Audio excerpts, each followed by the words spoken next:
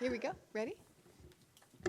All right. Good evening, everyone. It is 6 p.m., and I am going to call this City Council meeting to order. If you will please stand with me to say the Pledge of Allegiance. I pledge allegiance to the flag of the United States of America and to the republic for which it stands, one nation, under God, indivisible, with liberty and justice for all.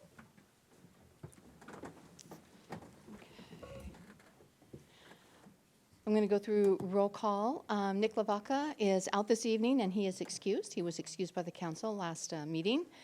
So Councilman Burns? Present. Councilman Loy? Here. Councilman Koch? Present. Councilman Pedersen?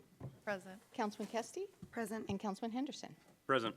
Good to see you all here. Okay, approval of the agenda. I'm looking for an approval of the agenda. Mayor Johnson, I'd make a motion to approve the agenda while tabling agenda item 2025-219 interlocal agreement until we have a full council to vote on it. Second. So you do realize that that won't be until we have filled the position? I realize. Okay. All right. So there's been a motion made to poll item, forgive me, 2025224. Is that the one you're looking at? Yes, item number 2 under unfinished business. Oh, item number 2. Okay. All right. So we had a motion to poll item number 2 under unfinished business. It's 2025219. It's an ILA, Skagit County, Anacortes, Mount Vernon, and Burlington. It's the North Star Collaborative. This is a second read. So any conversation regarding this? Wait a minute. Let's approve the agenda first. So I'm looking for an approval of the agenda. Henderson made the approval. Do I have a second? I'll second. Okay. So all those in favor, and that's with polling item number 2 under the unfinished business. Madam All- Mayor? Yes. If I may? Yes. So this would be removing it from the agenda, so we would not be able to discuss it at all? Yep. So, but that's just if it's approved by the council.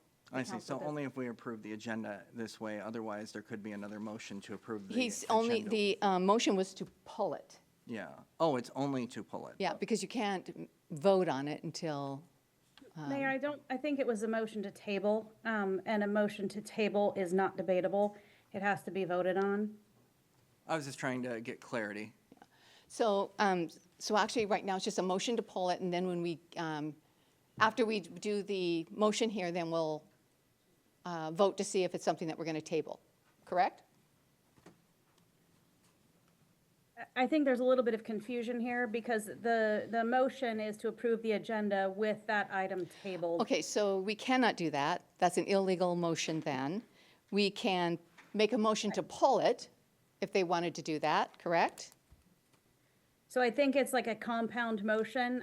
I would say that you should probably address the issue of the tabling before you address the agenda as a whole, because it was a motion essentially to table that item from the agenda. So I would address the question of tabling first. Okay, so do you want to amend your motion? No, I'd like to discuss it and move forward with the motion. Okay, so having a discussion then on the possibility of tabling 202529, the ILA. Go ahead, do you want to start? Okay, I just have 3 simple points. Point number 1 is the voters of Sedro-Woolley deserve full representation from every voting member of the council on a very important decision and agreement. Point number 2, I believe that Councilman Burns should recuse himself from voting on the interlocal agreement due to a conflict within the appearance of fairness doctrine in making a decision for Sedro-Woolley that could enter the city into an agreement with his future employer. And point number 3 is, honestly, what's the rush at this point? This was something we were asked to vote on back in December, and it's now been over a month. And this is a $0 advisory framework. So it doesn't make a difference whether or not it gets passed now or it gets passed later. But I would like to have the full council here to vote on it. Okay. So I have a question, though, regarding having Councilman Burns recuse himself because he has not taken an oath yet. That's tomorrow. I have not taken my oath of office. I will defer to Nikki on the legalities of that.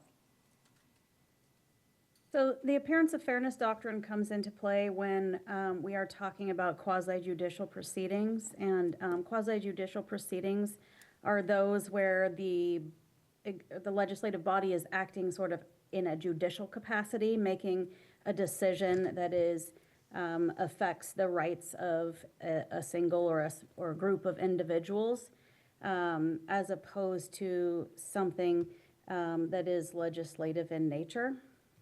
So the appearance of fairness doctrine doesn't come into play here because this is not a quasi-judicial matter.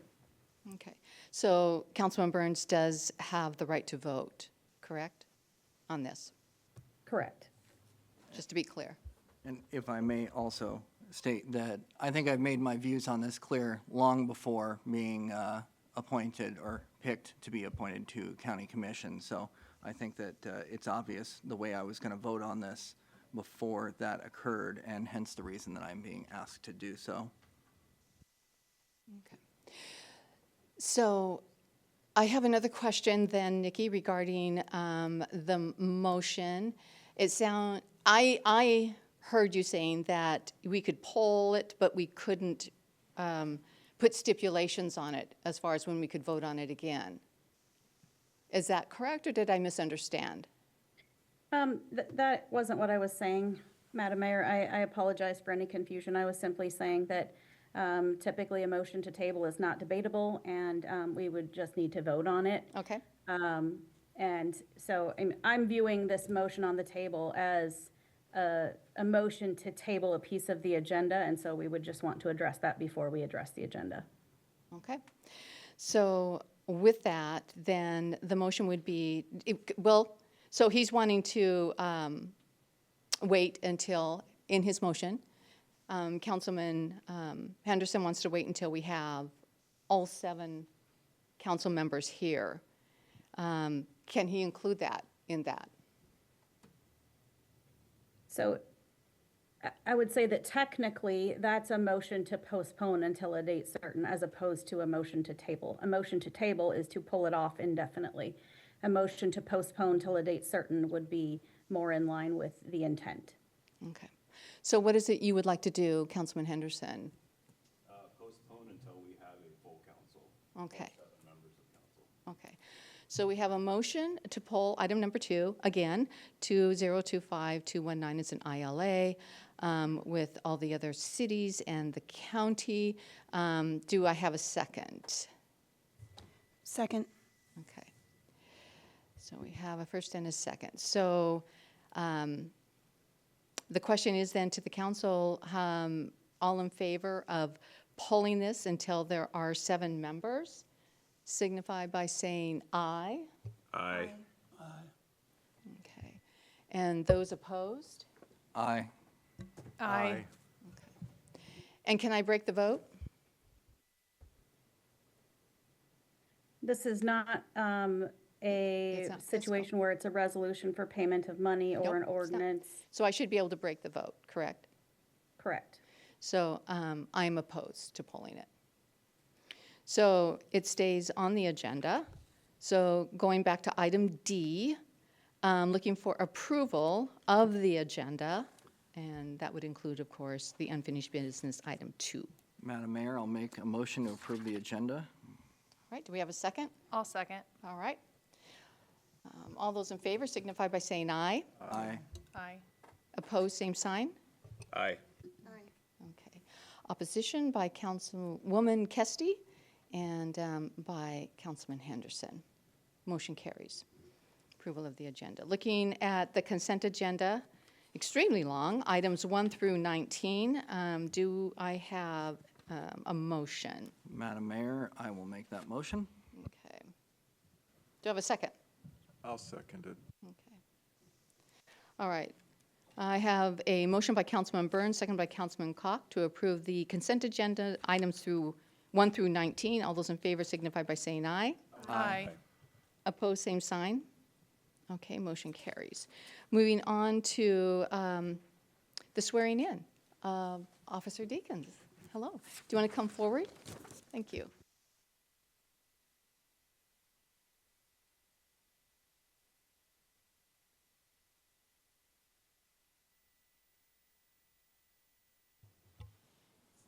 with Matt. Somebody say hello, Matt. I don't know if we have. All right, can I get you to raise your right hand? Sure. All right.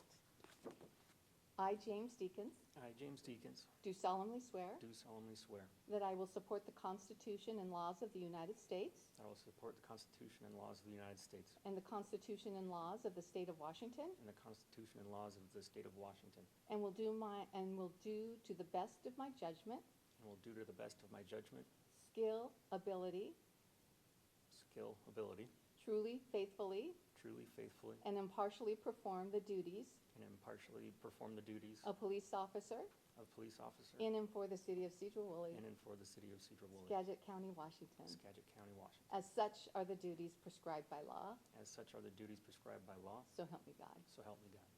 Ladies and gentlemen, I bring you Officer Deacons, who is our new officer here in Sedro-Woolley. I'll get you to, I'm going to go ahead and have him sign.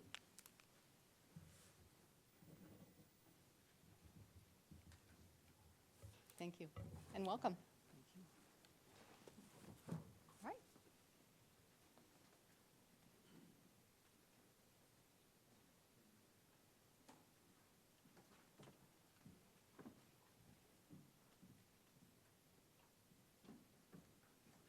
Okay, moving on to city administrator report. It's the December 25th winter storm report. Yes, thank you, Mayor Johnson, Council, good evening. Before we jump into that, we have one other breaking item that Public Works Director Bill Bullock brought to my attention this afternoon, so we're going to cover that real quick first, and then we'll jump into the storm. So as several of you may know, we've been having issues with the State Street Sewer Pump Station. We've now narrowed it down to the proprietary control panel that needs to be replaced as a sole source by Cummins in order to perform the work and still maintain the warranty on the equipment, as well as, again, it's a proprietary control panel.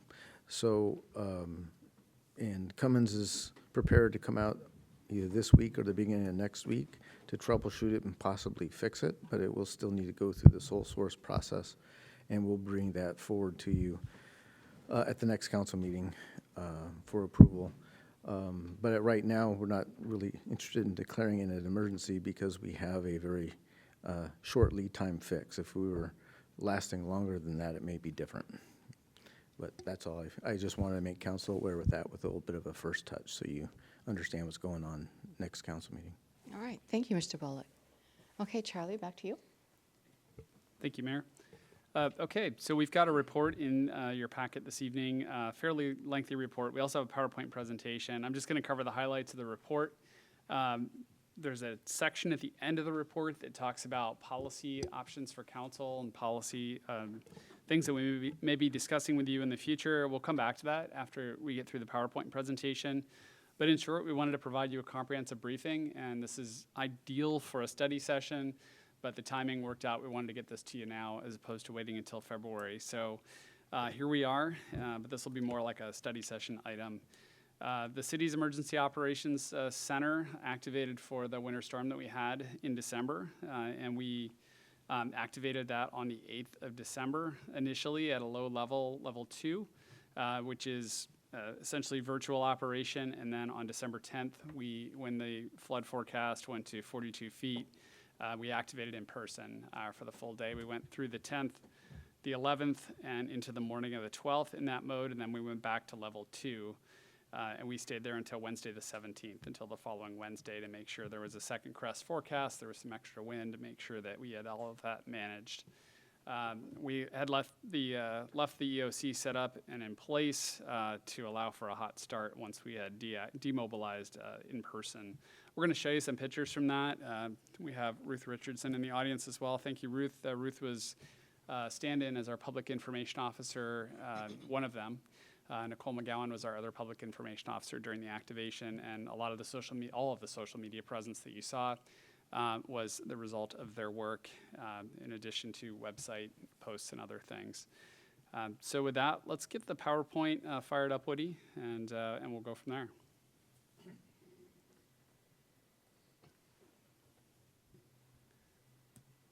So that's a look at our Emergency Operations Center. When the city first built this building, the vision was to have it here in the council chambers. And what happens when you activate is oftentimes you need to stay activated for a while. We made the decision recently to move it upstairs. That allows us some more isolation from what's going on here. And if things are still normal in the city and we still have court or need to have city council, we have the ability to do that. Or if we need to have a press conference or something, we can use this room for that. But we would have briefings a couple of times a day where we would bring in some of our partners like the school district, as well as Helping Hands, Food Bank, and Family Promise, and others to collaborate and coordinate with them to make sure that we had good plans in place for the city. Next slide, please.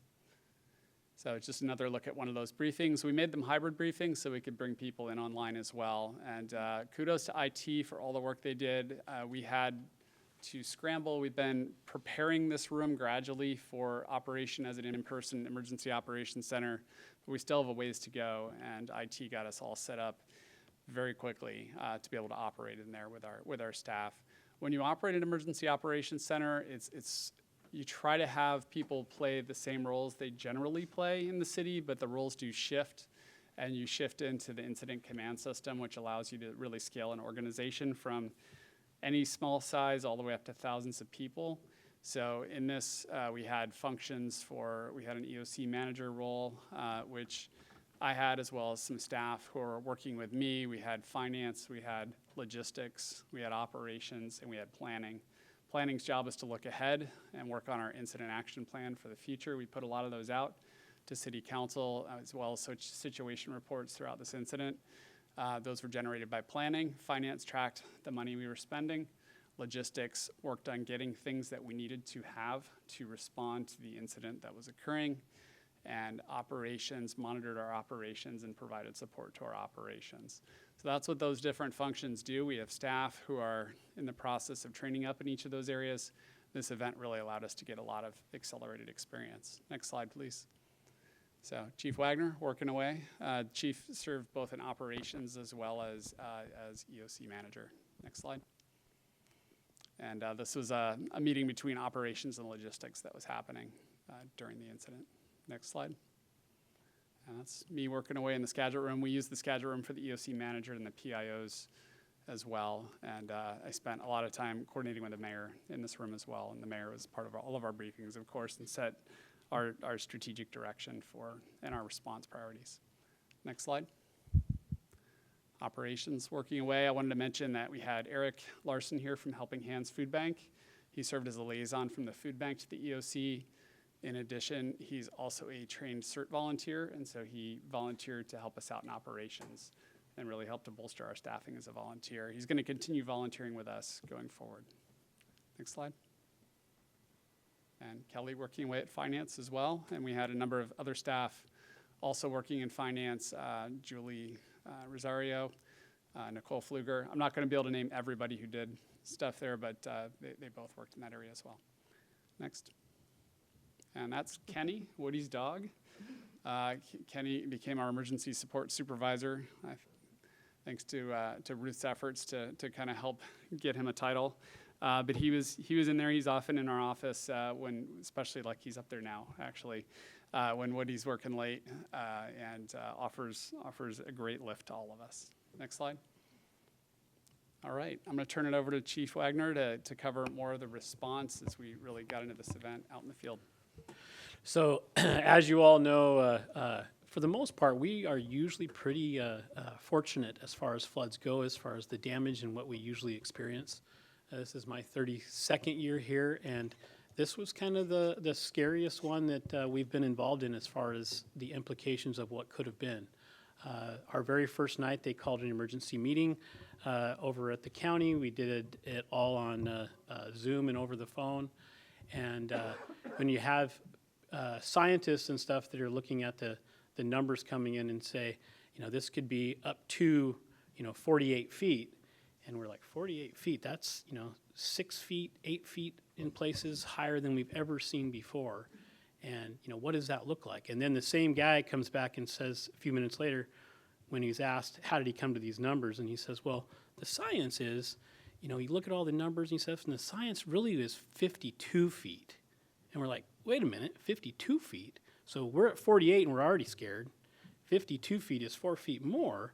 why did we go from 52 to 48? And they're like, well, it just seemed high, so we took 10 to 15% off the top. And we're like, that makes it even a little more uneasy than we've ever been. So we started, activating the EOC and started putting our stuff into place. And we've been working on our EMC of getting our bench strength together, of getting folks that, because when we get into these, it's all hands on deck. And the majority of the time, the folks that are good at ICS that see this every day is my team and Dan's team, because we use this on a day-to-day basis for accountability on, large scale incidents like fires and motor vehicle accidents, and day-to-day just on how we communicate with unified command and stuff with each other, and as well as in the county. But when we on these bigger incidents, no matter what the natural disaster could be, a lot of those times, me and Dan and our teams are already going to be out there in the field doing things, as far as the operations and the rescues and whatever that could be, depending on what the event is.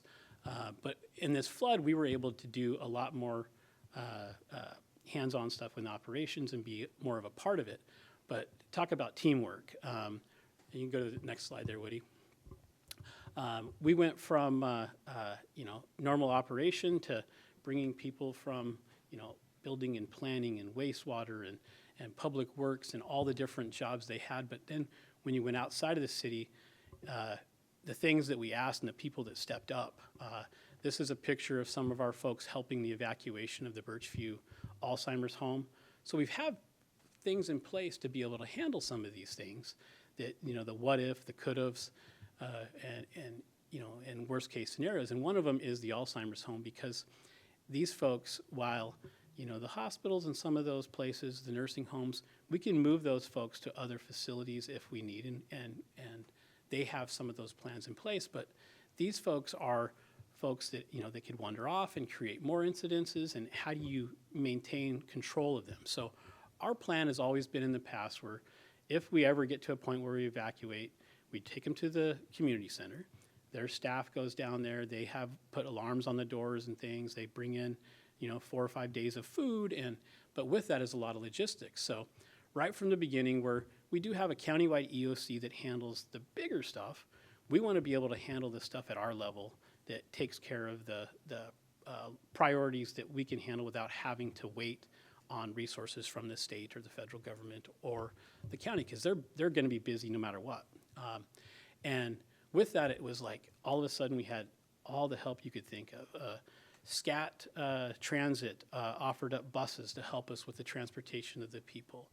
We met with the folks at Birchview Memory Care, and they said, hey, we need to be able to move all of our mattresses, all of our foods. We need some box trucks if you got them. The school district, talk about an amazing partner with the school district and the food bank. We had a box truck assigned with the driver from Helping Hand Food Bank, and then when we get down there, our principal of the high school was already there with a box truck from the school district without even being asked. And they're down there, we're loading mattresses. I mean, it's like when things happen, the community just comes together. And by the time we got down there that night to actually do the evacuation of all the people, and there was 50-some folks that needed to be placed. And next slide, Woody. Here's some pictures of the school. We had, I think, 5 or 6 large school buses. We had some of the smaller ones, all volunteer drivers from the school district. We had some of the paratransits and buses from SCAT. We ended up having more buses than we actually had the need for, but talk about, being overwhelmed with the support and stuff, and as well as our principal helping drive. Well, in the middle of this, we have some learning opportunities, and with every big event like this you're going to, as far as whether it's communication or what, but we learn from those. Next slide, Woody. Next slide.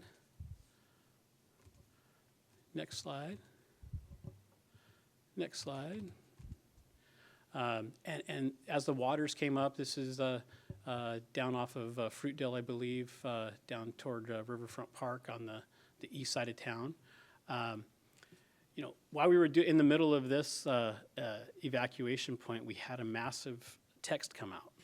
And I think I got 51 phone calls in about 45 to 90 seconds, I think, Ruth was with us with the PIO. And there was a code red deal or mass text that went out from the county and stuff, and some of those things, depending on how they set it up in the system, you can go in the computer and show which areas you want to do the things to. Well, something happened there where everybody in the city of Sedro-Woolley got notified to evacuate. And so everybody was blowing up our phones, and we're like, we don't need to evacuate the entire city. We have certain areas that are. We're in the middle of taking care of those populations that have that need. And so Ruth, before we got from Birchview doing the evacuation back to here, built us a map that we put on social media to kind of show folks in the town, so we weren't creating chaos that we didn't need to happen. The folks down at Birchview with all their management was like, wait a minute, Chief, you're putting my people on a bus, transporting them, 10 blocks down the road, and we're going to have to evacuate again? I'm like, no. We'll get this figured out. But these are the things that we can learn from and move forward with. Next slide. But talk about teamwork. Next slide. And as these floods have happened over the years, we've noticed some difference in how the waters are affecting. Years ago, these waters would come up almost every time we had a larger flood here, but they didn't do as much damage. It seemed like it was like standing water and it kind of backfilled. We're getting a lot more currents through here where we're seeing damage, and I think Nathan and Bill and his team are talking about, how we can mitigate some of this stuff in the future to fix it. And this is some of the reason is we're having to damage a lot of the infrastructure down there that we can and hopefully fix in the future to keep this from being an every flood event where we're fixing the same stuff over and over again. Next slide. Next slide. I think there's one coming up here. Is this one a video, Woody? Yeah. And I think there's one here in this video where you can kind of see where it's not just standing water. There's some pretty good current coming across here, and this is where Bill will probably talk about how this can create the damage, and this comes down all the way across to the west to our training site. Next slide.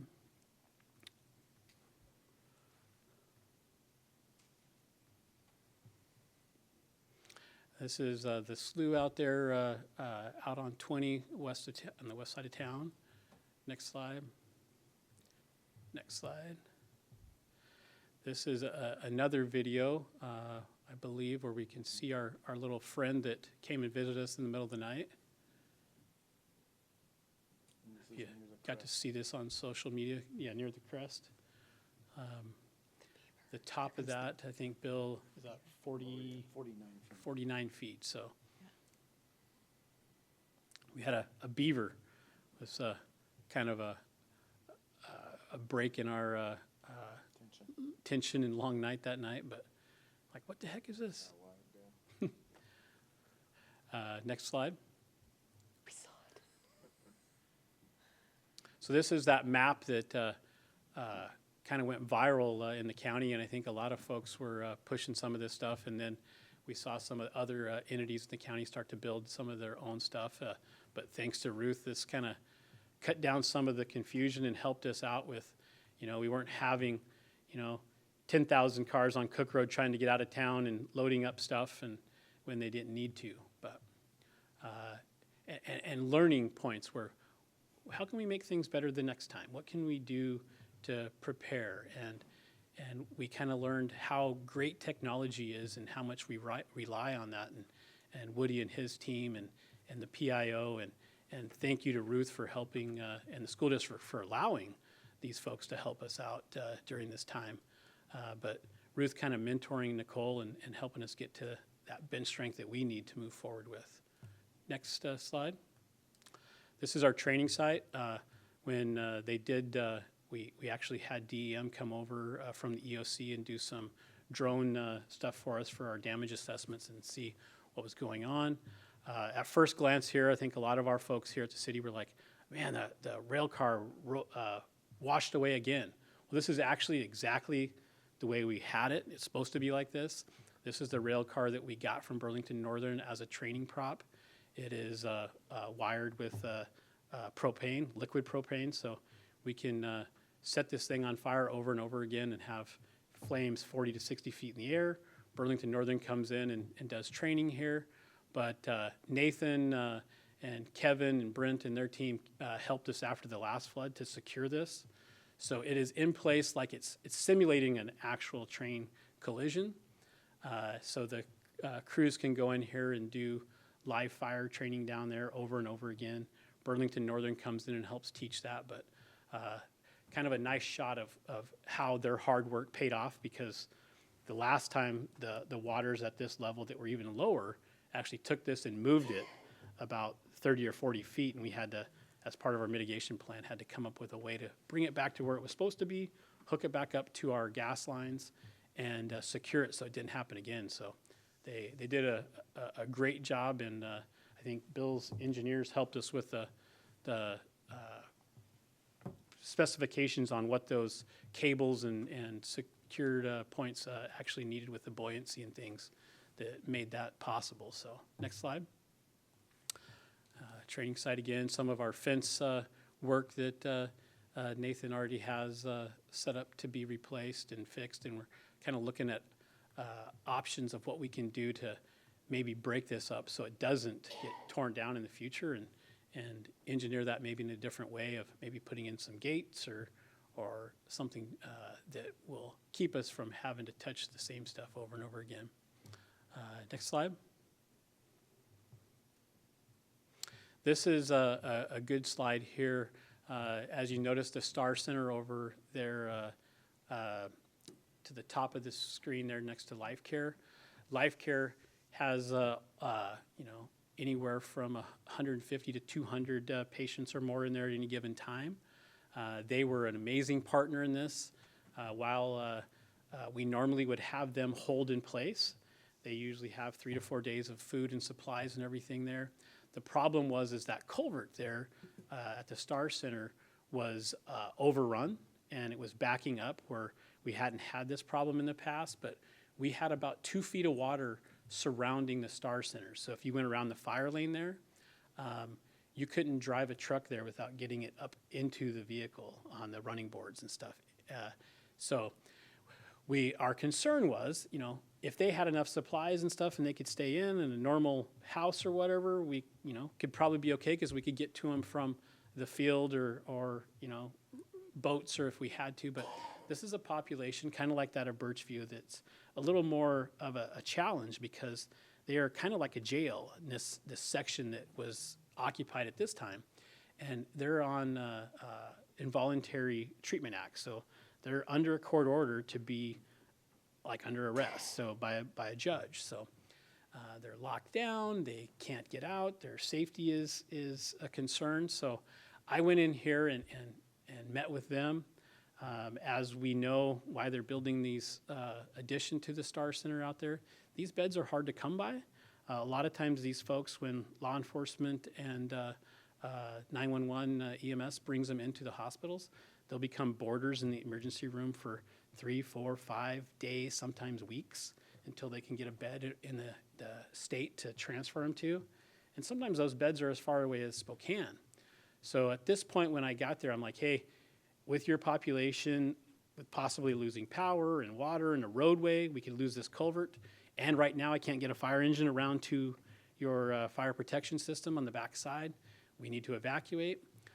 We worked with the EOC over at the county. Again, the school district and SCAT stepped up as well, and Helping Hands Food Bank got us the box trucks. We found emergency placements for these folks in some of the other facilities, all the way from Tacoma up to Stanwood, Camino Island area in Snohomish, and spread these 15 folks all over and got them placed before midnight that night. So it was a great collaboration and partnership with a ton of people. Some of our social workers and folks in the after talks still can't believe that we got them to sign off and get this done. I was surprised myself, but a great teamwork. And then we were able to get them back in, I think 3 or 4 days later, and transition them back in when we went to a new normal. Next slide, Woody. And here again this is as we got to move them back in from the community center back to the Alzheimer's unit down here, this is our high schoolers. So not only did our staff volunteer, but this is a whole bunch of, some of them are parents of teachers, and some of them are just part of different groups in the school that they wanted to come out and do something because they weren't able to go to school. And they were unloading box trucks full of medications and pillows and clothes and mattresses and getting them all back into the facility and ready to reopen. So, next slide. I think this goes to you, Bill. Okay, good evening. The flood event took two different parts. One was some of our, I guess I'd call it typical local flooding. So we have different areas of the city where, for different reasons, around Brickyard Creek, this is Alexander Street. And so we have some different areas in the city where when the groundwater comes up, it actually will start backflowing through catch basins and culverts and stuff. So like on Brickyard Creek, for instance, we have some different catch basins that lead right to Brickyard Creek at a normal water level, but when the waters rise, you now have a head that's about 4 to 6 inches above the cul-de-sac and the pavement. And so that water will equalize and build up. So we do have some areas in the city that do some minor flooding. And so this is a picture of what we do. We basically put some geotextile fabric over the catch basin and sandbags on top of that, just to mitigate how fast the water could back up through the culvert and to keep water velocity down. But we do have some various areas in the city that do back up water into some of our streets. And that doesn't happen only with the Skagit River coming up. Sometimes it happens with really heavy rain events that aren't necessarily associated with Skagit flooding. So this is one of those over by our Public Works Department. Next slide. This is just a quick picture again of the sandbagging operation. A lot of people give, and 19 pizzas showed up at the treatment plant. And we said, well, they're not ours. And so they were actually trying to send them to the volunteers to eat for lunch. So whoever bought those, we don't even know, it wasn't our order, but it's just kind of an example of what's going on. But we have two different sandbagging operations here, and basically provided just over 4,000 sandbags over the event and 57 yards of sand to the public and surrounding area for sandbags for people that felt they needed extra protection on their homes and property. Next slide. And so this is going to be a series of slides that show you some of the different damage that Riverfront Park took. So there's 4 types of damage typical that happen in Riverfront Park. One is fences collect debris and then get knocked down to the ground because they're acting like a net. The other is we also have areas where you have a post in the ground, and that creates enough eddy with the velocity of the water that we actually get erosion following that post. And sometimes the post falls over, sometimes it doesn't, but that's another damage type that happens at Riverfront Park. Then the other is gravel and pavement migration, and where sometimes the flood, and we have some pictures of this, will pick up, 100 square foot section of asphalt, lift it, and move it downriver a little bit. It's kind of interesting. But that's the third type, and the fourth type is damage to buildings. And in 2021, we experienced all 4 of those types because the river out in Riverfront Park will potentially knock over dugouts and move those things around. This year, we had examples of the first 3, but no damage to the dugouts, so that was nice. And ultimately, in 2021, they did some mitigation. We have a picture of that at the very end, where they removed some of the fencing and installed bollards with a cable in between them, so that's not as likely to catch debris, and that worked wonderfully.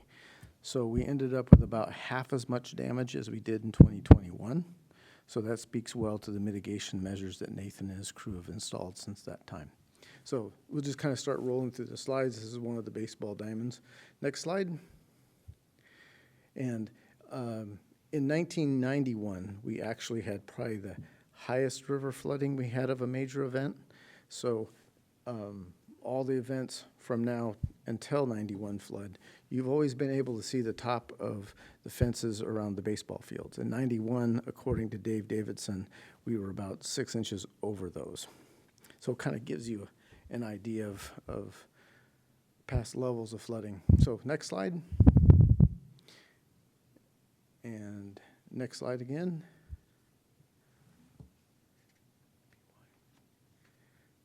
Okay, I don't know why that one's there, but next slide. And I guess these are just some of the different culverts. Some of these look like they're out of sync with the riverfront park. But this is the culvert at Whole Camp Road, about mid-elevation. Okay, yeah, next slide. Now we're back to riverfront. So this is some of the damage at the dog park. Next slide. And this is just some high water still. Next slide. This is, the river's gone down in that slide by about 2 feet. So this is an example of fence-related damage that we get. Next slide. And this is just another view of that. This is at the end of the dog park. But our several fences, you know, got laid back on the ground. Next slide. Just a view of the of the stage. Next slide. Some more fence damage. Next slide. We had lots of fence damage. We had about $100,000, a little bit more than that in damage estimated in riverfront. Next slide. This is an example of gravel migration. Or no, this is the example of the bollards that Nathan and his crew put up in 2022 instead of fencing, and we didn't get any damage or backwater damage to the sign. Next slide. Okay, this is that that single post holes inside the river stream. You notice the other two posts are fine, but that post dug into that fence post and then knocked it over. Next slide.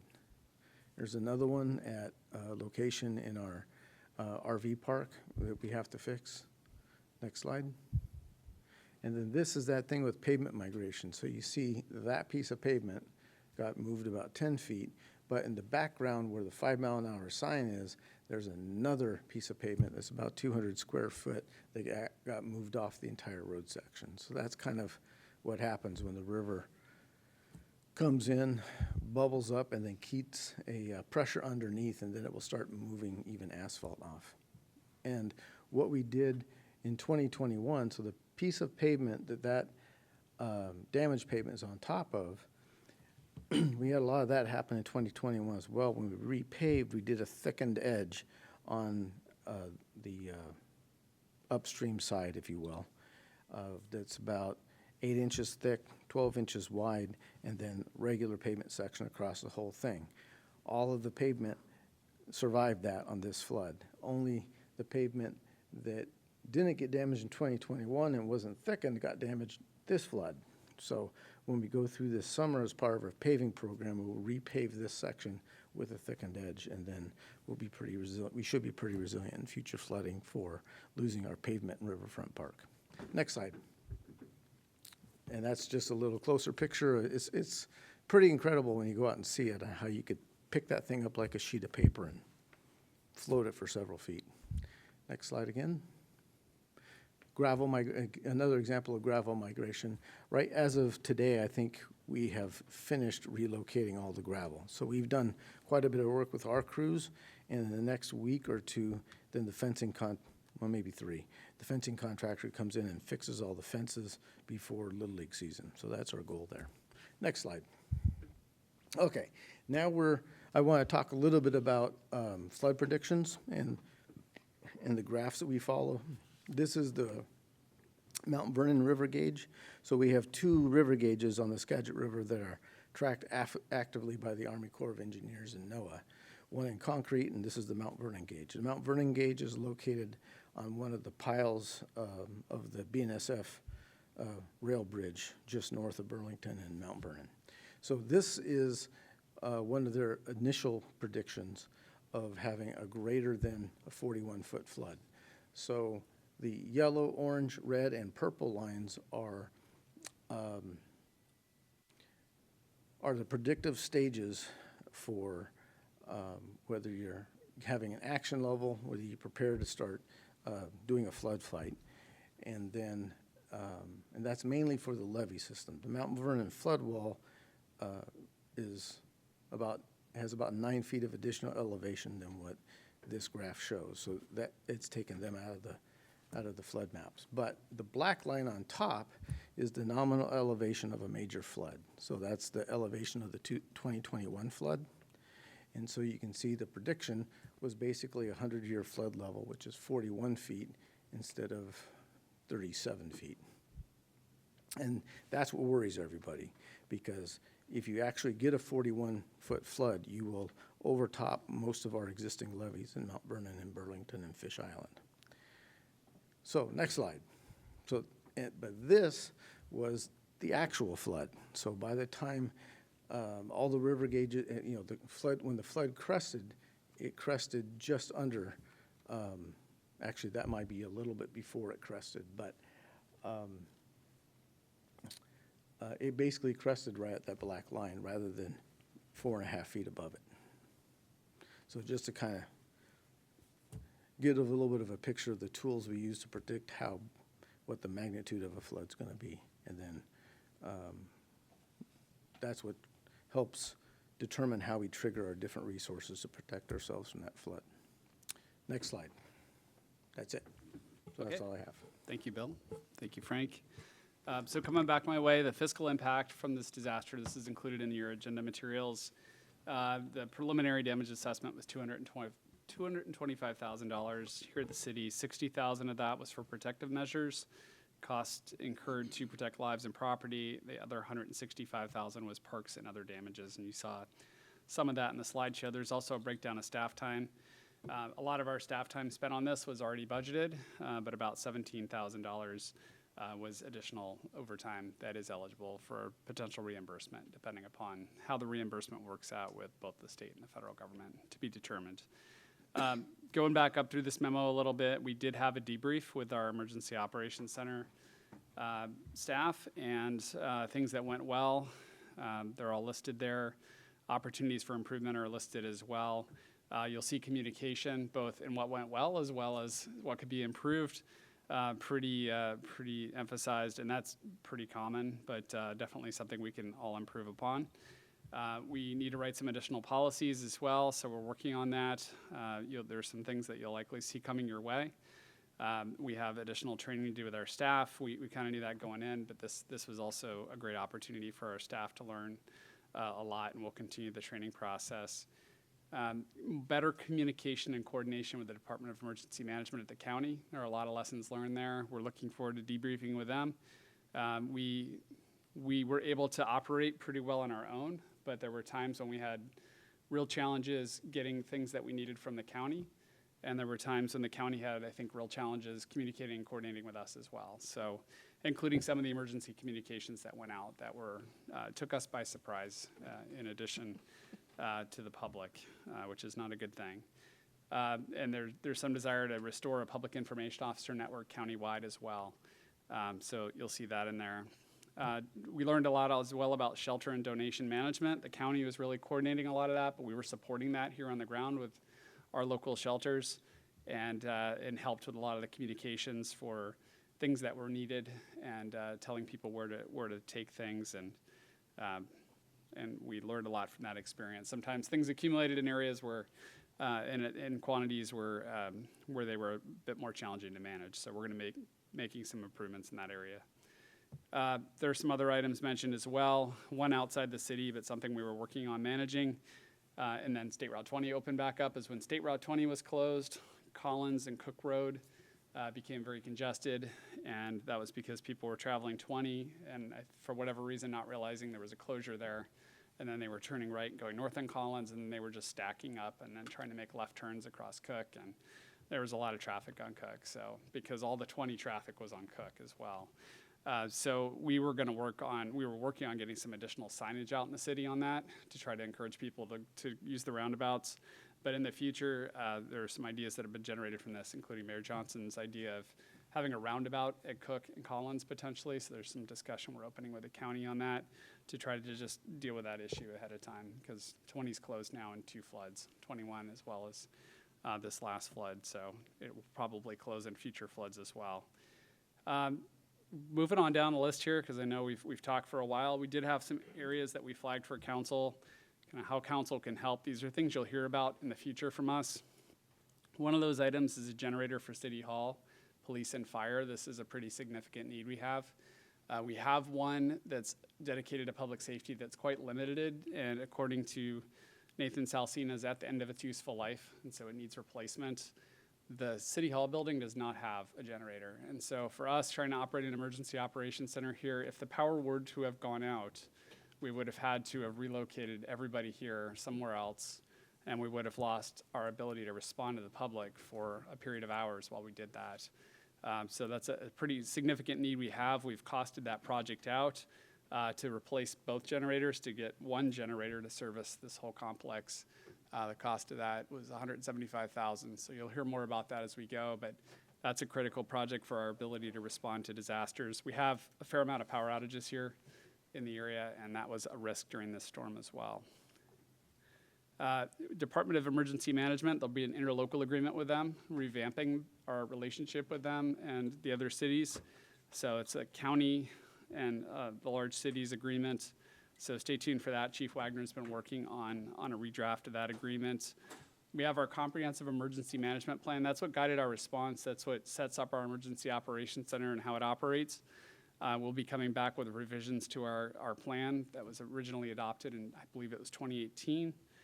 The hazard mitigation plan annex update. The county has a hazard mitigation plan. We're an annex to that, and there are a number of projects that are listed in that annex that focuses on Sedro-Woolley. That will be coming back for council to review in the future here. We've done some staff work drafting that up. We will also likely have some policies that need to come to council related to staff and other things, so just heads up on that. We would appreciate your support when we get to that point. We're looking at some EOC, some Emergency Operations Center software, and we really want to have a conversation with the county about seeing if we can have a county-wide approach to that. That would improve communications dramatically to be able to be on the same software package, so they'll be able to see our reports and seamlessly communicate with us and vice versa. And it would make resource requesting a lot easier as well. Some facility improvements, some limited ones for our EOC. That we're working on, so you'll likely see some of that in the budget in the future. Some technology upgrades as well related to that that we're working on. And emergency management staffing, Chief Wagner proposed a half-time position in the past, and we'll likely revisit that at some point in the future. Public safety drones have been in discussion as well, particularly in police, but fire, we've had some low-level discussions as well. At some point, those will come forward, and those would be super helpful in a flood scenario where we could fly those without having to request that resource to come in and monitor things real time. And lastly, and definitely not least, the wastewater plant. You saw the flood gauge that we had at the wastewater plant during this event. That was great to have a camera on that. That was, again, another IT heroic effort to work a camera up for us down there. The last floods prior to this, we had the gauge, but we had to have staff check that gauge. An outfit, it was a police officer, like every hour or 2 hours to see where the water had risen to. So to be able to monitor it live was a really big deal and great, but we'd prefer not to have to monitor it at some point and not have to worry about the plant. So when we do the plant upgrade, we're actively working on having flood protection for the wastewater plant built into that design. So more to come on that, and I believe that is my report for this evening on this topic. Very nice presentation. I think you adequately covered it. And really want to thank you for your leadership too, Charlie. I think you've come in with a team that is fairly seasoned, and I think you took them to the next level. So really great job. And I do want to extend my thanks to the chief and to Bill. You two were part of the helping lead the CEO. You had a lot of knowledge. Your expertise was actually valued and appreciated. I also want to extend, since you're here, Ruth, it was really a joy to work with you. You're a great professional, and you not only made it lighthearted and fun when it got to be a drag some of the time, but yeah, you really helped us with the communication, and that was really important, especially what the chief was talking about. My phone was blowing up too, and it was like, okay, people were saying, do I need to evacuate now? And I think I actually called Charlie, and I said, okay, what's going on here? Yeah, yeah. So anyway, so thank you, Ruth. I also want to extend, again, a thanks to the staff, also to the Sedro-Woolley School District for not only the buses and the bus drivers that they had, and Ruth, but also they assisted with the move. That was the move of the patients. That was really important. Carrie Carlton from high school, principal, she was there, very much a part of it. The high school students that were there. Again, Skagit Transit, who they have made it clear that they're always there to help no matter what, and they showed up. They were there. We gave them a call. They assisted. It was absolutely fantastic.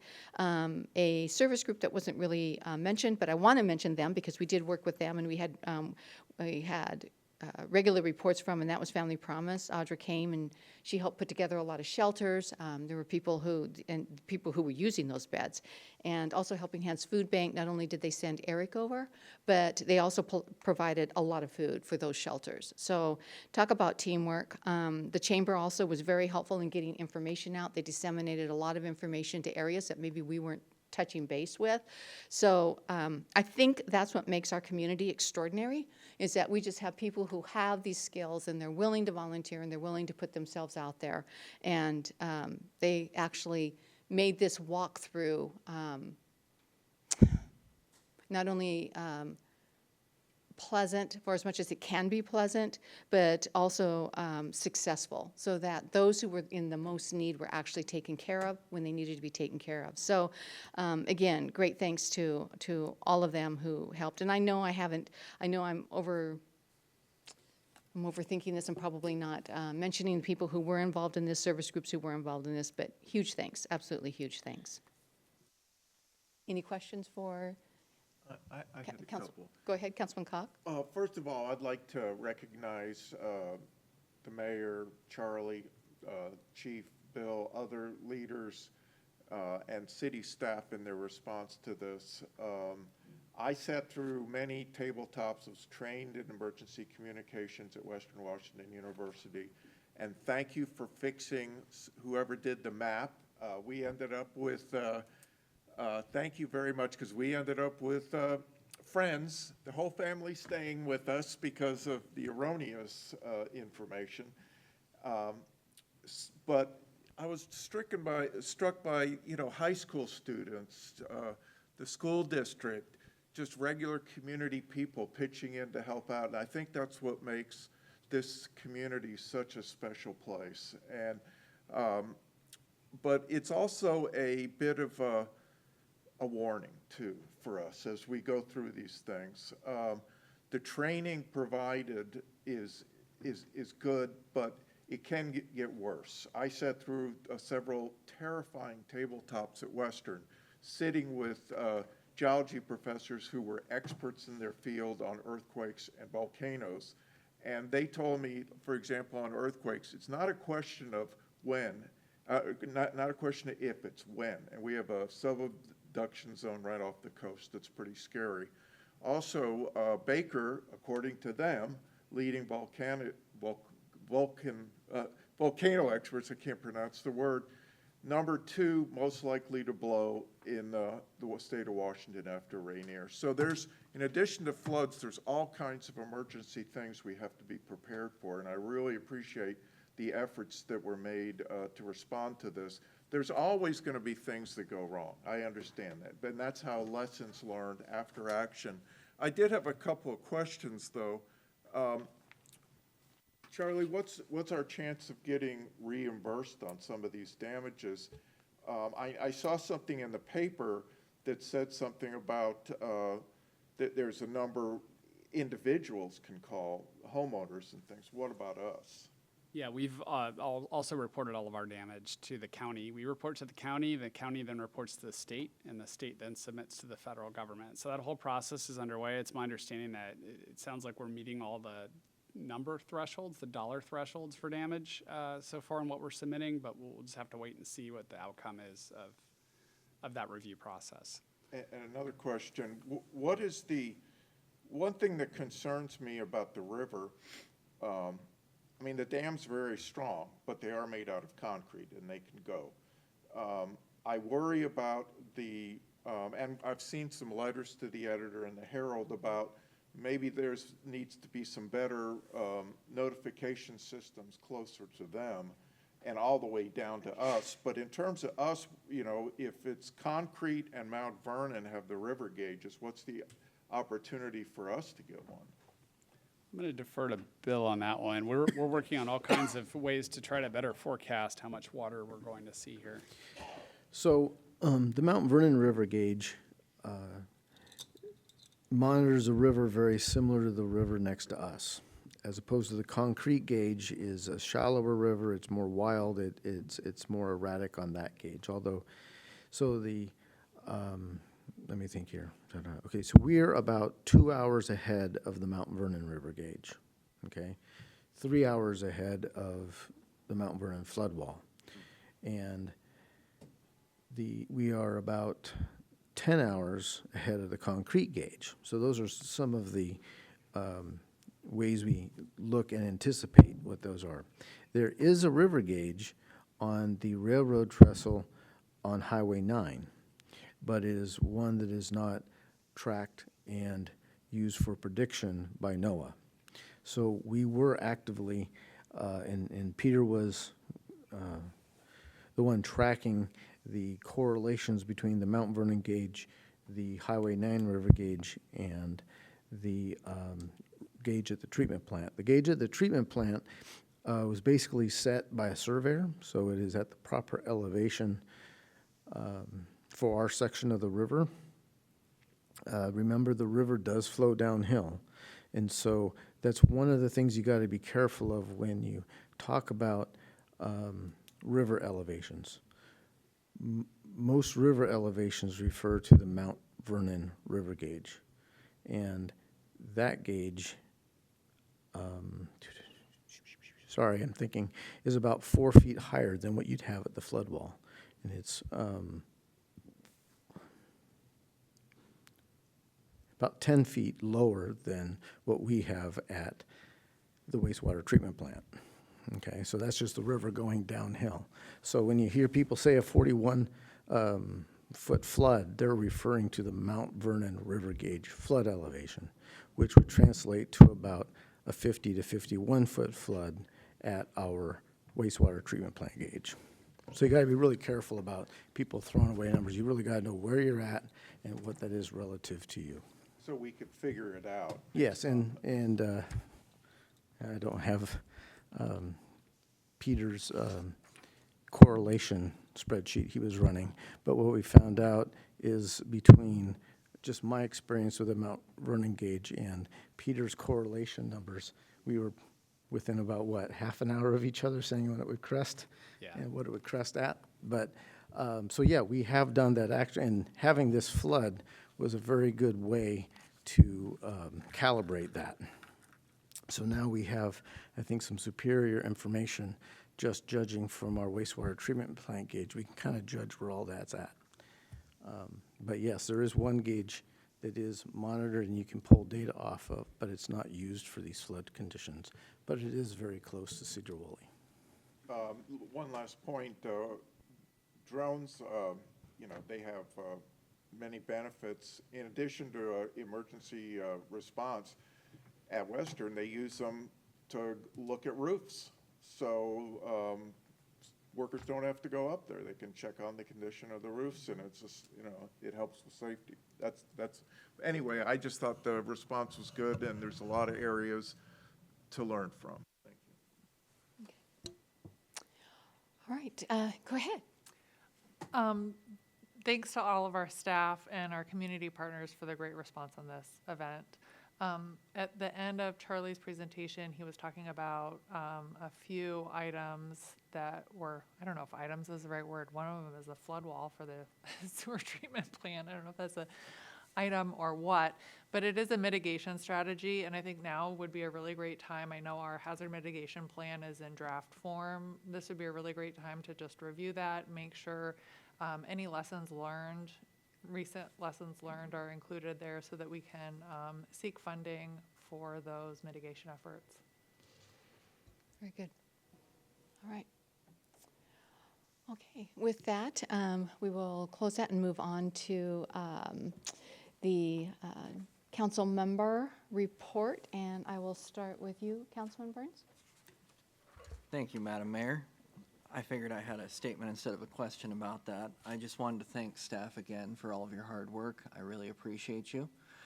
Not just on the flood, but it's been great working with you over the last 4 years. You've been a wealth of knowledge that's helped me do my best to represent our community. So I cannot tell you how much I appreciate you working to make sure that this is a better place for everybody here to live.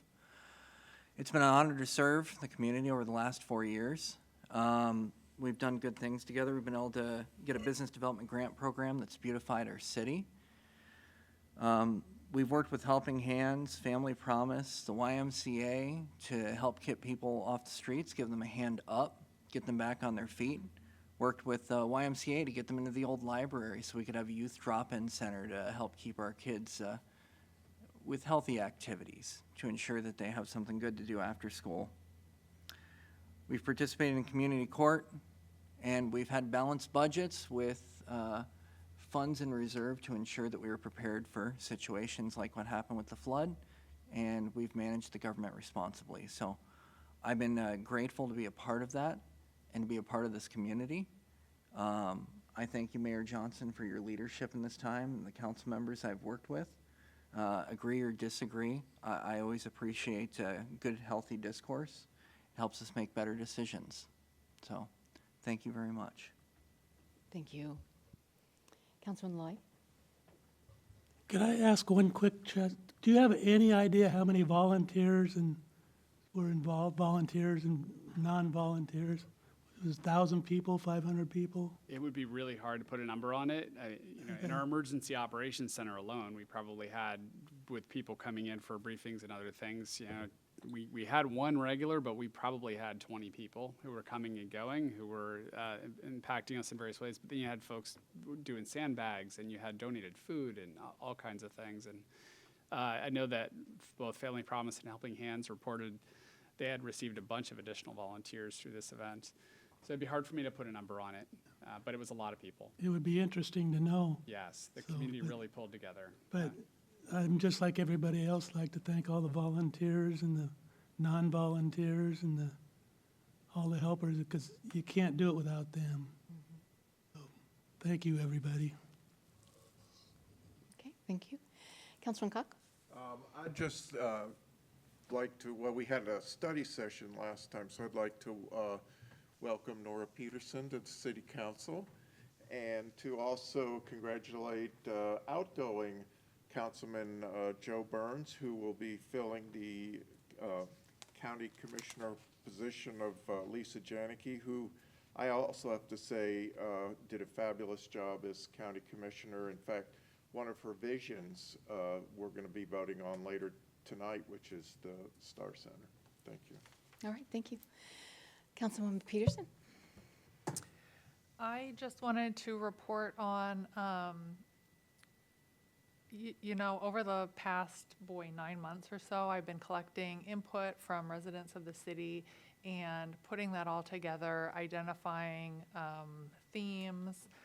I'm still taking input, so give me a call or send me an email if you have any comments. What I asked people was, what do you think about the city? What needs to change? What are the strong points that you really like? And now with our strategic planning effort, I've been going around and meeting with, a lot of our department directors here at the city, but also a lot of our community partners.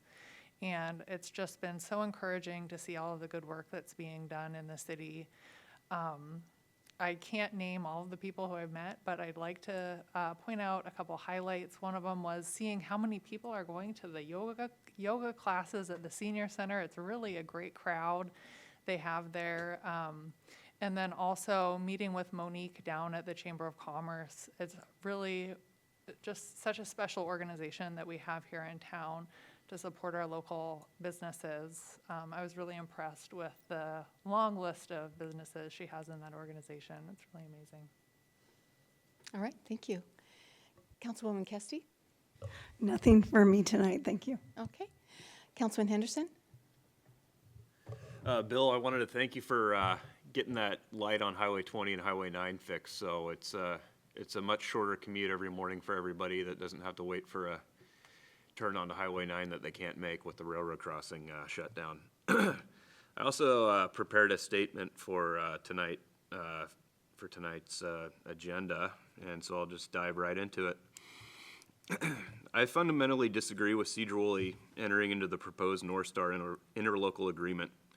This position of mine does not reflect opposition to regional cooperation. Rather, it reflects serious concerns about binding the city to an interlocal governance structure that centers on shared funding decisions and influence over zoning and land use policy, particularly with entities that have repeatedly demonstrated deficiencies in fiscal management, transparency, and accountability.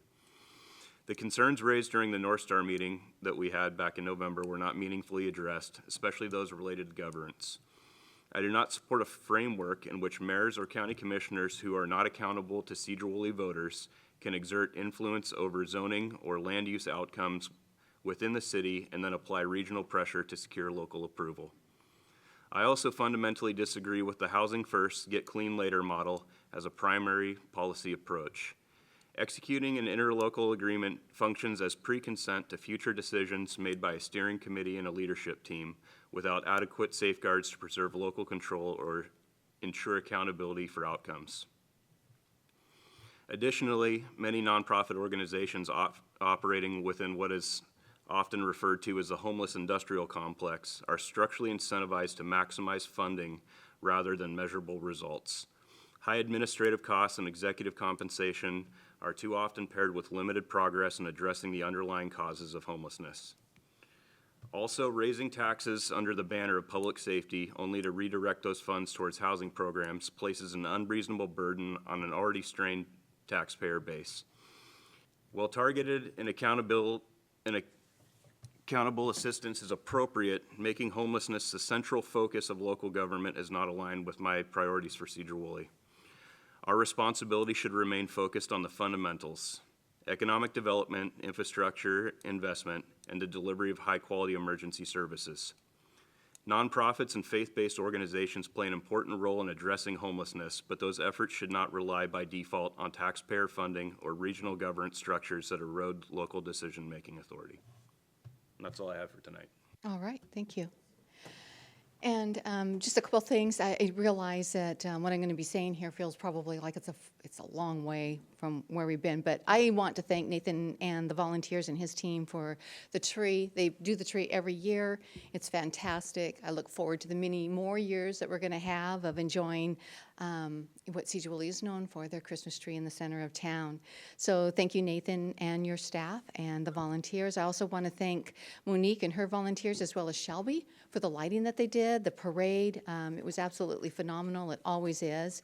And to our Sedro-Woolley police staff who helped her with kind of mitigating the crowds, keeping them at a place where it was safe. So thank you very much for that.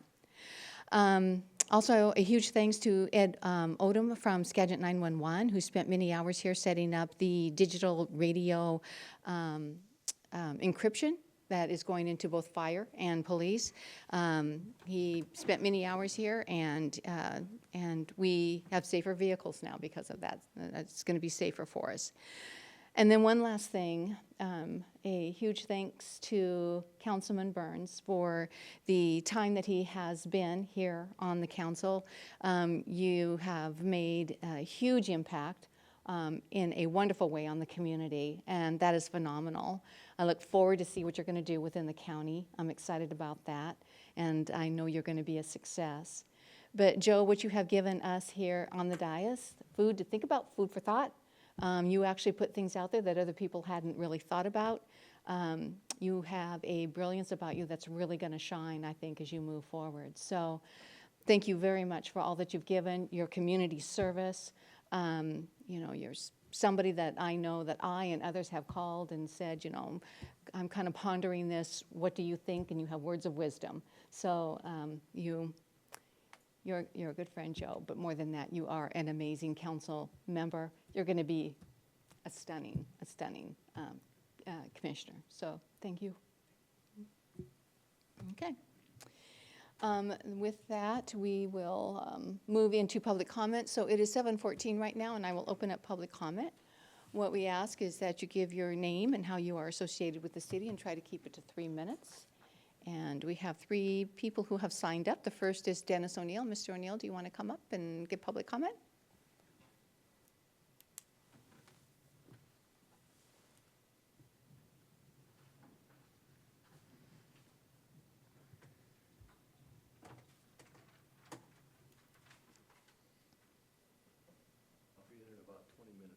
No worries.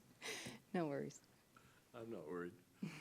I think everybody here that's going to represent the city and get their action plans together better be worried, because you got less than a year when we're almost going to have another flood issue again. And I think listen to tonight scares the heck out of me, because, you know, we came really close to really getting nailed. And it wasn't anything we did that stopped it, not really. And it's coming. And we better get on the stick with it. We don't have a lot of time, folks. I mean, everybody should carry a shovel with them from now on and have a 4-wheel drive that's lifted about 5 feet in the air, because I think it's coming. I think it's just so darn lucky the Lord saved us, because we didn't do it. Nobody here did it. We're just extremely fortunate, and I don't say it lightly. I mean, I had things to say about tonight on my 3 minutes, and now it's probably down to a minute and a half, but I'm not going to say any of that. I think you guys got enough things to do, and I think if anything goes wrong, there's the guy you blame right there, because he's the youngest guy. He should be able to do all this stuff, so the rest of you can take the rest of the year off. Let him and we'll see if he's still got any hair left when that pressure hits you. Anyway, thank you for the time, and I'm glad everybody came out of it in pretty good shape.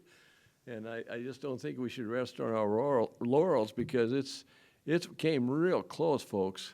And it wasn't anything we did that stopped it all. I mean, I had a friend up there on, Highway 20. And, you know, they had all the sandbags over the years set up pretty well. Took them all out. Didn't really tell anybody they were going to do that, but they did it.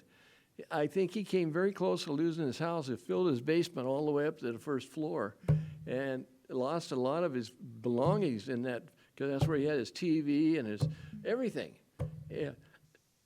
And he's doing it all himself, which I think is a real shame, because most people didn't go on and spend another couple $1,000 or what, $10,000 or $5,000 at the time to do all that prevention stuff he can do. I don't think he never said anything bad about anything, but boy, I'll tell you what, I mean, he got it really nailed.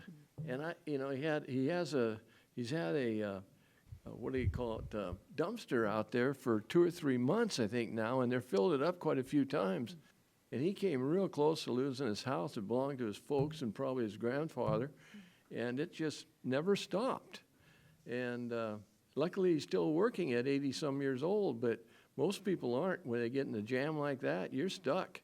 And he's got a job, but he so far he hasn't got any help. Hopefully, he gets help from whoever, but taking those sandbags out, and you just got nailed. I mean, what do you do? I don't know which way to run if I was him. I don't think he did either. Anyway, good luck to all of you next year and the year after. I think I'm going to Arizona. Thank you. Next up is Carl DeYoung.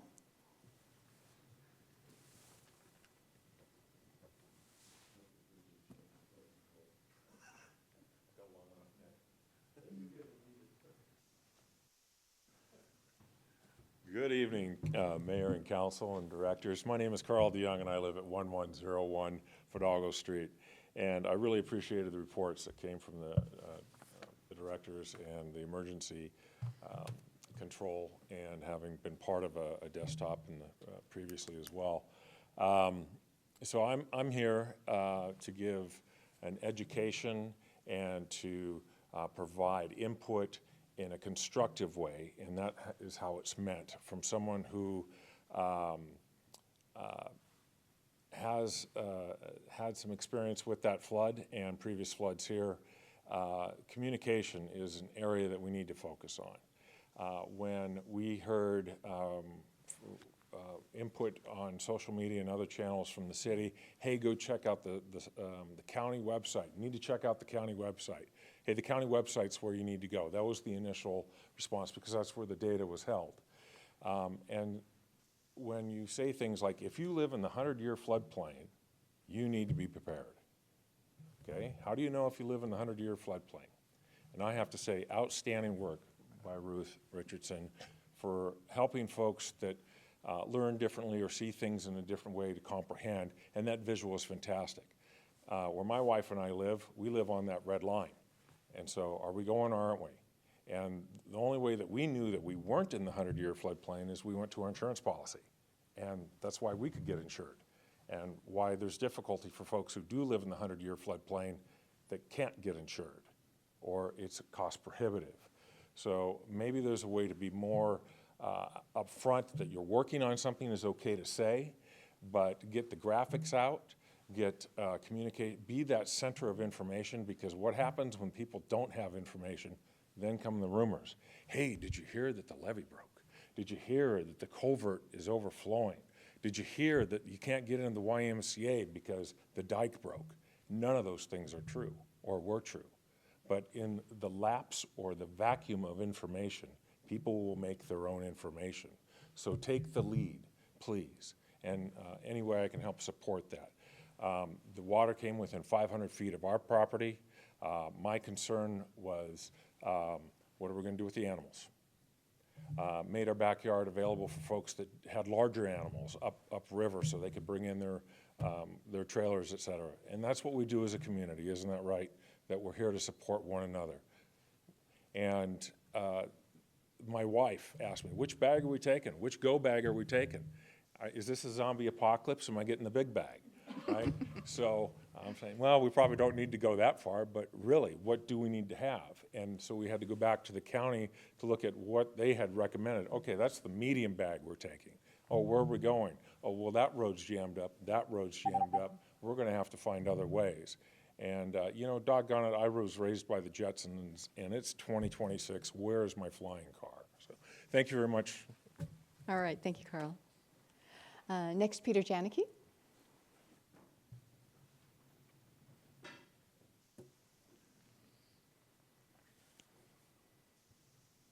I'm Peter Janicki. Thank you for letting me speak. I want to talk a little bit about the Skagit Complex, which is the 40-acre piece of property here in town. You know, over the last 45 years, that place shut down, I think, in 1980, roughly, and then it's just been rented out since then. There's been a tremendous atrophy in America of industrial capacity.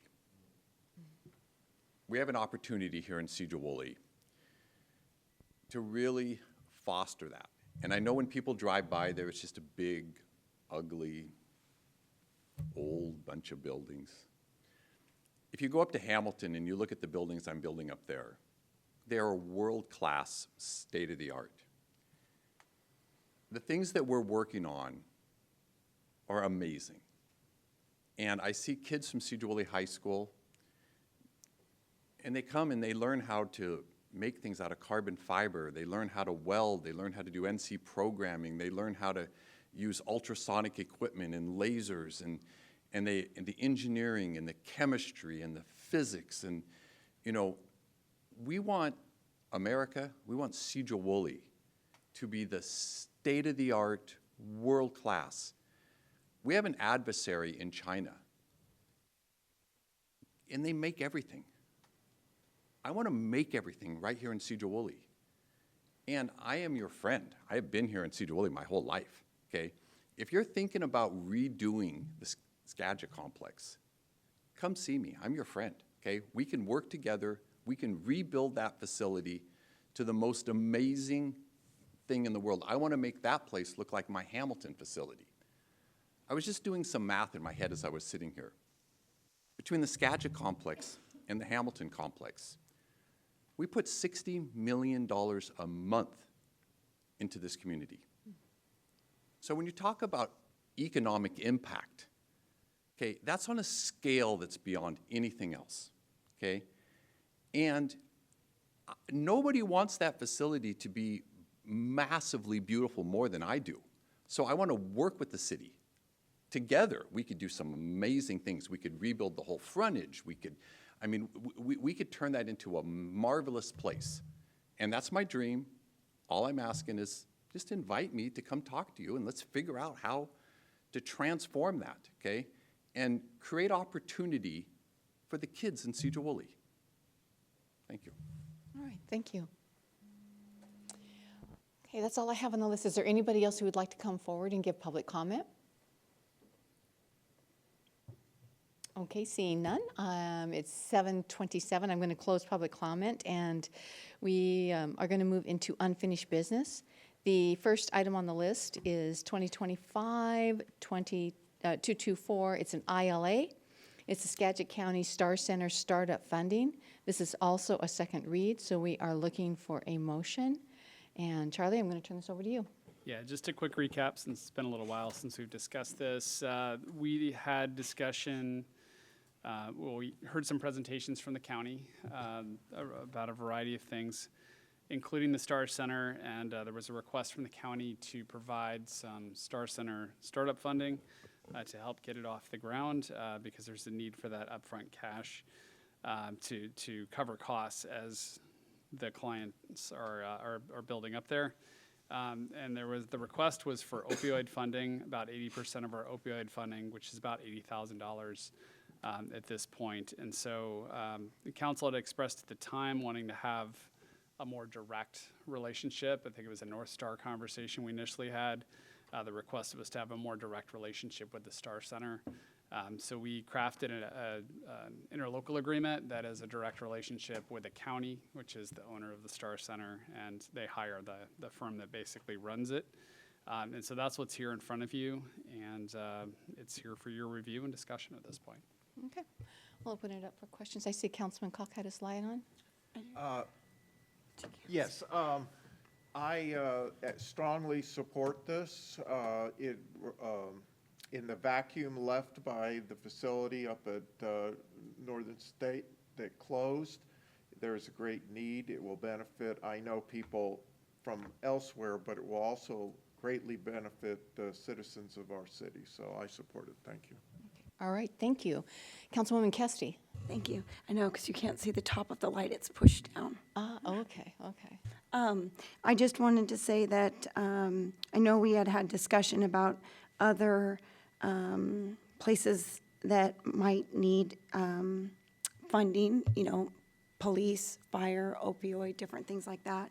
And since there was absolutely no other requests for any of this money, this is where it's going. So hopefully later there won't be any more requests because we had our chance. So that's it. Councilman Burns. The pharmaceutical companies released a scourge upon our country, and I really appreciate that we got at least a small pittance of money to help out our constituents with recovery. And I believe that this is exactly where it should go, is a facility like this, so that people have a chance to get off of these drugs and get mental health care that they need in many cases when they've been self-medicating. So I believe this is the exact type of facility these funds should be going towards. So I wholeheartedly support this. All right, thank you. Councilman Loy. I want to make sure I'm on the right project. We're talking about 224, the $80,000 one? Yes. Okay, Item one under unfinished business. okay, got it. I wanted to make sure. Yep, nope. That's it. Okay. Anyone else? Madam Mayor. Councilwoman Pedersen? I am also in support of this. I feel like my generation really kind of got the short end of the stick on the opioid thing. I know people who were in high school and had sports injuries. Their parents took them to the doctor, and then they got hooked on opioids. So I think this is a really good opportunity to put this money toward a good use, and I'm fully in support of it. All right, thank you. Councilman Burns? I'd like to make a motion. Oh, okay. So, Madam Mayor, I'd like to make a motion to approve 2025-224, the ILA Skagit County Star Center Startup Funds. All right. I'll second. All right. So we have a motion by Councilman Burns, second by Councilman Cock. All those in favor signify by saying aye. Aye. And those opposed? Okay. Thank you. Motion carries.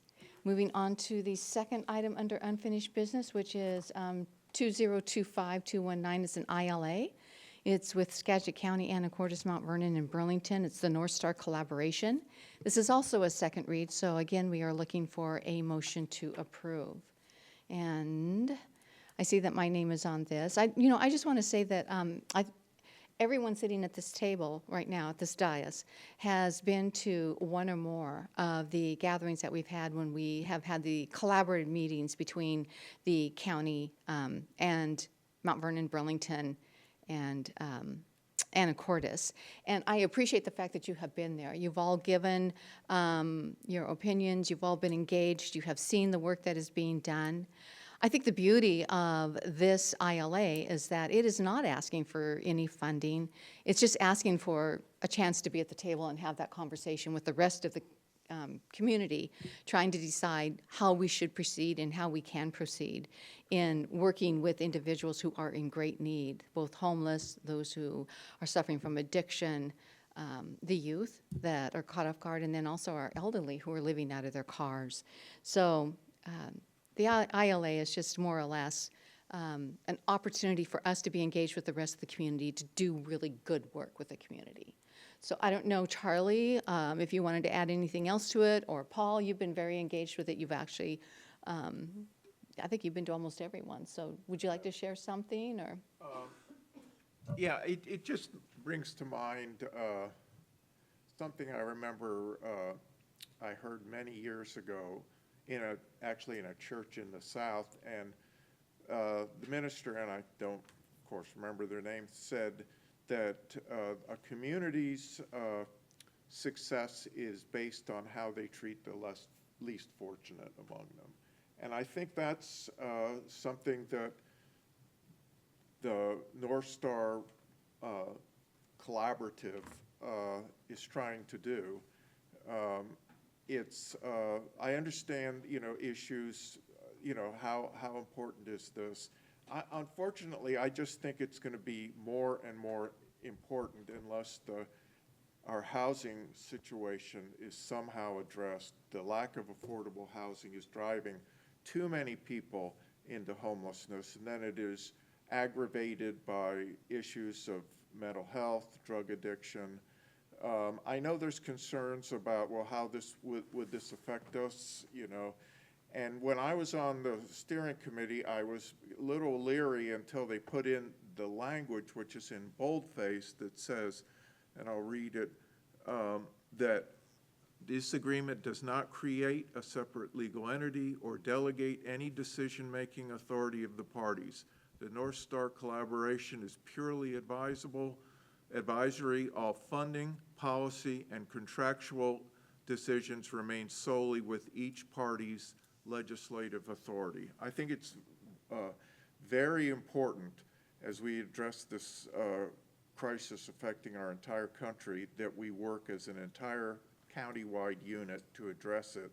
And I think this very loose agreement allows us many benefits, including applying for grant money, working collaboratively. We have people like our police chief and fire chief and other staff that are part of units or, Task force. task forces. So I just think it's win-win. It also shows our willingness to be engaged team players in the county, and I believe every other entity is also joined. So I think us joining as well is a wise move. Thank you. All right, thank you. Councilwoman Cassidy? Thank you. I would have voted no in December had this been brought forward then, just as I'm going to be voting no now. The council has already sat through extensive presentations on this issue, and delaying the vote from a time when we had a full council to tonight, when we do not, does not sit right with me. It is important to state clearly that a majority of the previous council opposed this proposal, and a majority of the current council opposes it as well.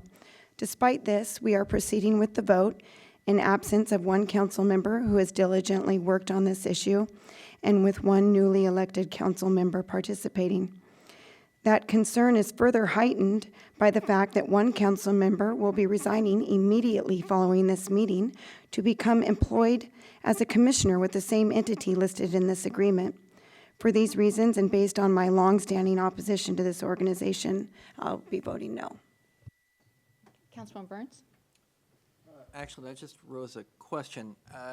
Wasn't this deferred? Am I remembering that correctly? This was deferred by Councilmember Henderson? I believe so. Okay, so we could have voted on this back in December and made a decision on it instead of kicking the can down the road. But we are now here in January, where it has come back up in, I believe, roughly the amount of time that had been requested.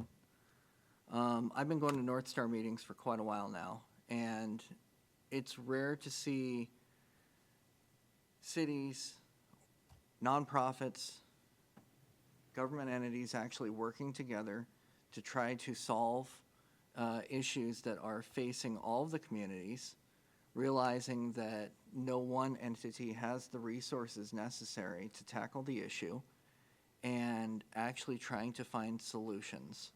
This is about as non-committal as far as giving up any. It does not give up any of the city's authority.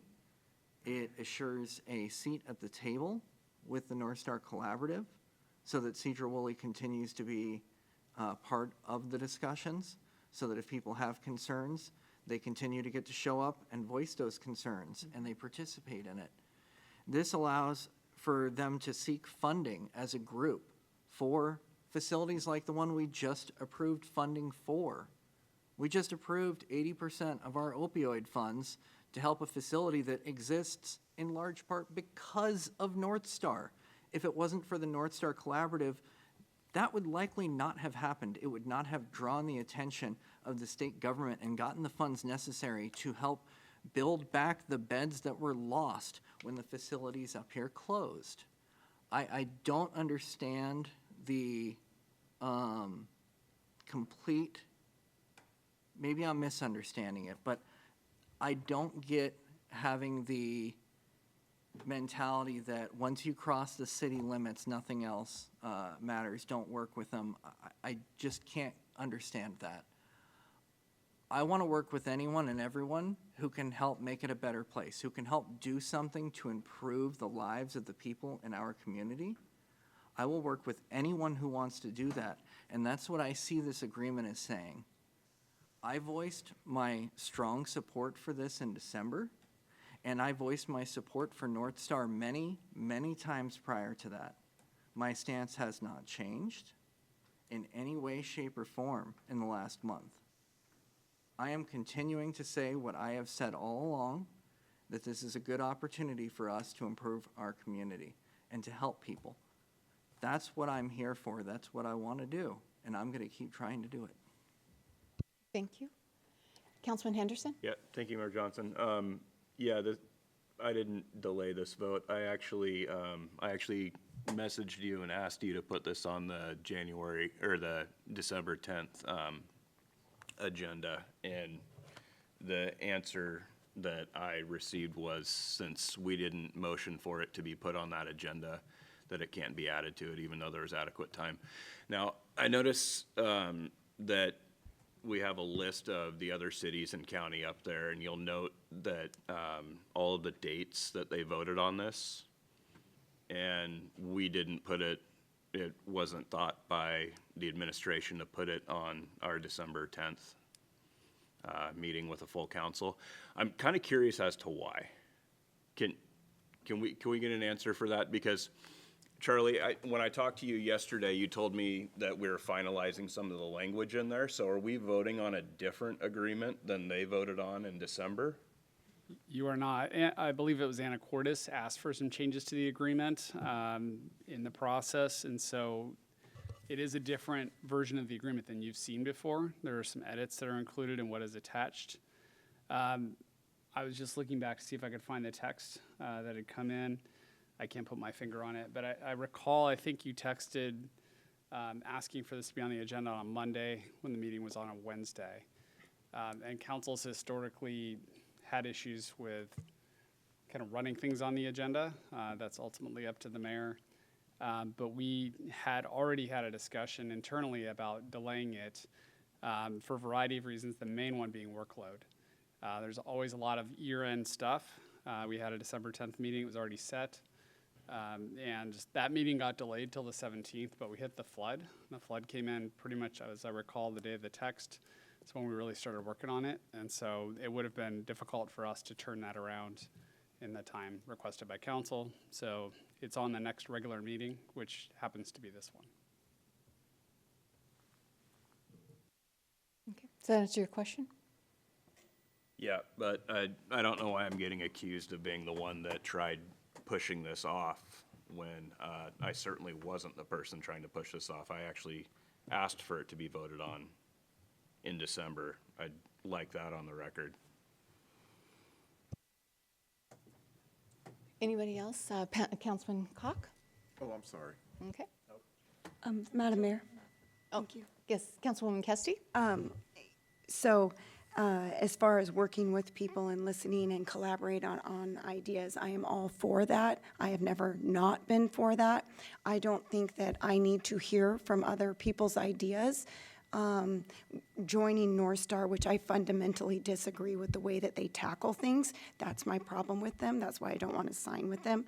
I've beaten that dead horse time and time again. I will hear, if they have a really great idea, I'd be more than happy to hear on how we can collaborate to make a better fit for whatever our community needs, but I don't need to sign to be a part of their group in order to do it. Councilwoman Pedersen? I will say that I am all for this agreement. In my view, Sedro-Woolley has been part of this collaborative effort. I think it says in the agreement since 2022. I think it might be older than that, though, actually, kind of as a joint effort. I don't see any reason. To me, this looks like the next agreement, just to continue that collaboration, and I don't see any reason for us to discontinue that. This is a group that has a proven track record of success, and I think it's done a lot of great things in the city. Thank you. Councilman Loy? Yeah, I had no problem with the $80,000 and where it was going, what it was doing. But all those meetings I went to on with the agreement with these other, I just couldn't get a hold of it. I just don't see it working. So that may be a simple reason, but that's why I'm not for it. All right. Are there any other comments? If not, I'd be looking for a motion. I'll make a motion to approve the agreement. I'll second that. Okay. All right, so we have a motion by Councilman Cock and a second by Councilwoman Pedersen to approve the 2025-219 ILA with Skagit County, Anacortes, Mount Vernon, and Burlington. It's the North Star collaboration. This is the second read. All those in favor signify by saying aye. Aye. And opposed, same sign. Aye. Aye. Okay, so we are at a 3-3. Given that I was able to do the tiebreaker before, there isn't any funds involved in this. So unless I hear something from our attorney who says that I cannot do that, I vote for the ILA, with Sedro-Woolley moving into an ILA with the county, Anacortes, Mount Vernon, Burlington, the North Star collaboration. So that would make it 4-3. Motion passes. Okay. And those opposed, I want to make sure I have this correctly. So I have Councilman Loy and Henderson and Kesty. Okay. And there was no one else, correct? No, before I just called it, so. All right. So with that, we will move, let's see here. At this time, we do not have any new business. Moving on to the good of the order, I would like to call this out simply because the discussion that we had regarding the council members wanting to make a motion to add an item onto a future council agenda. I don't know if anybody has something that they want to put forth to be voted on. I just have a question with the wording, and maybe Nikki can help me understand this better. But so this portion that we added from the last time, that's just if we had one of our committee meeting type things that you wanted to add and do. If there is any other measure, per Robert's rule, you could still put something at the top of the agenda during a normal meeting if you needed to that wasn't perhaps something committee-related. Is that true? The council would have to vote on it. I'm sorry, go ahead, Nikki. I was just going to basically agree with what Councilmember Kesty just said. You could move to amend the agenda to add something if you needed to do so. Okay, so this does not stop that from happening. The way that that's worded, last call for council members and staff to present items for discussion or for council members to make a motion to add an item, it just, that kind of makes it seem like that's not an option. No, this is actually something that is pretty common in a lot of cities. This allows council to put something out there in front of the other council members and staff and gives staff the opportunity to prepare the item. Okay. If there's interest in seeing something on the agenda, that gives adequate time to really present in a way that's going to be helpful for council as opposed to just putting something on the agenda last minute. It's very common to have Were you a similar wanting to do provision. last minute? No, I was just trying to make sure the way that it's worded, it seems as if I couldn't do that, like, say, the next meeting or a meeting thereafter, and you had something that you wanted to add to the agenda. That makes it seem as if you wouldn't be able to do that. So I just wanted to make sure. I can fix that. I suggest you get rid of the word last and just say call for council members to present. That way, there's not a time element that's sort of implies that it's like last call in a bar kind of thing. So I'd get rid of the last, just say call for council members. And I'm delighted to see this. I think it opens up even more discussion. Thank you, Nikki. So is there anything that you would like to have put on the next agenda? Something you'd like to hear presented or have discussion regarding? I had a question. So what is our timeline for refilling the vacancy on council? And Oh, yeah. we have a certain number of days, so can we get that information before we leave tonight? Yeah, I can speak to that a little bit. Nikki may want to jump in as well. Kelly may want to jump in, but you have 90 days to fill a vacancy on the council. And there's a process in the council handbook, governing handbook, for doing that. So we'll be following that process. Our plan is at the next agenda, a couple of weeks from now, to bring you to bring you questions and the application for the actual advertising of the position, just to make sure we're all on the same page. We're also going to talk about goals, by the way. That's a different thing. So my apologies, my brain is still stuck on that. But yeah, we would bring the application, we'd bring the questions for the process to you just for final review before we advertise it. And then we would put it out after that next council meeting. That would still give us plenty of time to advertise it. You can advertise it. Your handbook says a minimum of 2 weeks. I'd recommend probably a little bit longer, just to make sure, you get it out there far and wide. And then we would have a process with applicants to review those applicants, have a public interview for those applicants, and then ultimately council would pick the person that you want to have in that role. And if for whatever reason we can't do it 90 days, I almost had this happen in one city, it goes to the county to decide. So we have good incentive to do what we can to make sure we get through the process. Okay.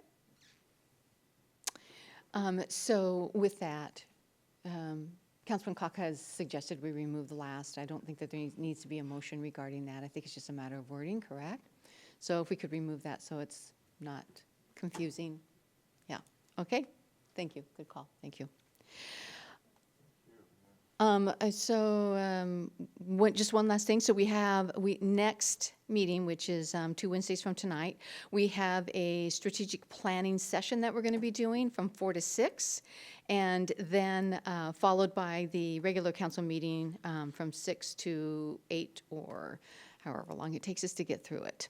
So with that, if there is nothing else, we are adjourned. Have a good night, everybody.